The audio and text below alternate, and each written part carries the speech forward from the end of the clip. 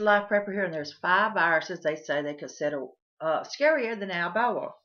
Now, uh, there was, an issue over Ebola here a while back. People was really concerned on it, and at the time it was considered there was no cure a long time ago.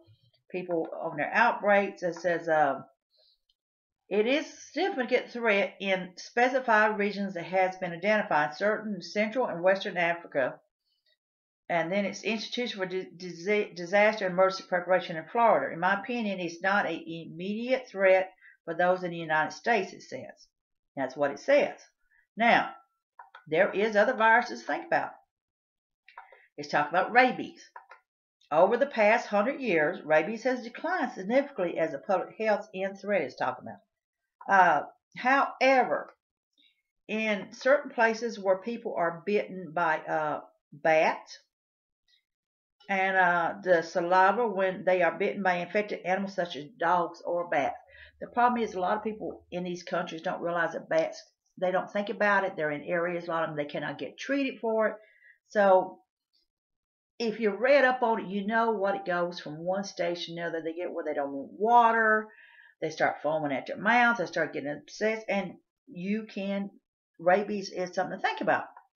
Even though it's treated in most areas, is still a danger in a situation. Now, even though it's talking about the rabies vaccine, which prevents infection by virus according to the CDC, but especially in cases of bats bites, like I said, people may not always realize they have been bitten. Bats will secrete a coagulate on you to make blood come out, and they will lick that blood off. The problem is that in many cases you can be asleep and not even know a bat has bitten you because you are not aware of it. So, but it says rabies has been one of the highest fertility rates in any virus. Only 3 people in the United States are known to have severe diseases. But approximately 55,000 people die of rabies every year in Africa and Asia. That's what I was telling you about. Now, HIV is another issue they was talking about. 1.6 million people worldwide has died of HIV and acquired immune deficiency syndrome, AIDS, related causes in 2012, it says. Now, even though the virus weakens the immune system over time, making it very difficult for the infected individual to fight off other diseases. So a lot of people was not even aware that they've got HIV or AIDS in many of these countries, areas, are more prone to other diseases, will die from other diseases, and people just assuming they're dying from a cold or a flu or whatever. They're not realizing that about 15,500 people with AIDS diagnosed died in 2010 in the United States, it says. They estimated 650,000 people have died of AIDS in the United States since the disease was discovered in 1981. An estimated 36 million people have died worldwide from the epidemic. Okay, now, even though it's not considered, a problem and all this stuff, it's still, there's no cure for HIV as this is. Now, influenza, the flu, may not seem scary to you, but it said the exact number of people who die each year from serious flu virus is the subject of much debate, but the CDC puts the average number of annual deaths in the United States somewhere between 3,000 to 49,000 a year. So see, that's such a wide range between 3,000 and 49,000 a year. A lot of people passes away and they don't realize they've got the flu. They know they're very sick. They came forward to go to the doctor. You've got countless number of people who cannot afford to go to the doctor, even though they're forced to have insurance now or get fined for it. You still got people who are on Social Security, on disability, people who are lost their jobs, is living on the streets and things, that dies of this. So it's hard to say on it. Now it says yearly deaths arise because many flu deaths are not reported, it says, of course. So, but the thing is, every year we seem like we have something different on the different types of flus every time we turn around. So we are a highly contagious virus.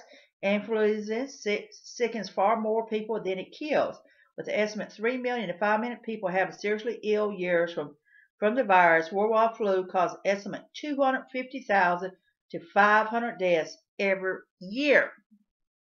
So that's meaning, like I said, a lot of people just can't go to the doctor and get treated for it. So they're stuck. Okay, so, and my they don't want to go any farther down. Here we go. Um, Another one is also called the mosquito-borne virus is something too. Viruses such as West Nile and yellow fever and all this other kills more than 50,000 people worldwide. Now, malaria, which is also spread by mosquitoes, is caused by a parasite rather than a virus. It kills more than 600,000 people a year. So these mosquitoes spreads that malaria around. At least 40% of the world population, about 2.5 billion people, are at risk of serious illness and death from mosquito-borne viruses. So you think about 2.5 billion people. If someone out there who decided they wanted to spread a virus around, they could do it by doing mosquitoes. And it's not that it hasn't been talked about and done on movies and showing them how possible that is. Okay, so that there is something you have to think about. And you're going to find that more in a lot of the tropical areas, the warm areas, and things like that. It says yellow fever, which may afflict people in Latin America and Africa. The disease causes an estimate 30,000 deaths worldwide. So, there's so more and more here. Now, another one's called retrovirus. Now, it says not everybody's at high risk of contracting, but children from around the world, a gastrointestinal virus is a very serious problem. Approximately 111 million cases of gastroenteritis caused by retrovirus are reported every year globally. The vast majority of those affected by the virus are children under the age of 5, and about 82% of deaths associated with the virus occurs in children in developing countries. Globally, an estimated 440,000 children who contract the virus dies each year from complications, namely dehydration. In the United States, a vaccine for the retrovirus was developed in 1998, but was later recalled due to safety concerns. A new vaccine developed in 2006 is now available and recommended for children aged 2 months and older. Now, it's talking about the vaccine for the retrovirus in the United States. Estimated that between 20 and 60 children under the age of 5 die every year from untreated dehydration caused by the virus. Now, like I said, this here is just some of the talk about that. We hear about Ebola, we get all upset about it, but I'm just pointing out to you there is other viruses out there to think of.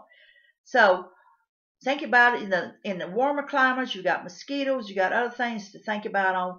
So this in here is something you might want to do a little more research on and think about what you want to keep in your medicine cabinets. Thinking about also if you got small children and stuff. The problem is in many of the third world countries, or even what's say developing countries, if you've ever watched some of the shows showing how these people live and stuff, what they go through, it's not easy. The fact is, a lot of the government lives rather well, but most of their people lives rather poor. And even in the United States, we still have countless numbers of people who are living poor, who are struggling every day to survive. I mean, fact is that we may have the vaccines and stuff more. It does not mean that many of these people are able to get the treatments they need. They just simply can't afford it. They can't afford the cost even after the insurance pays it.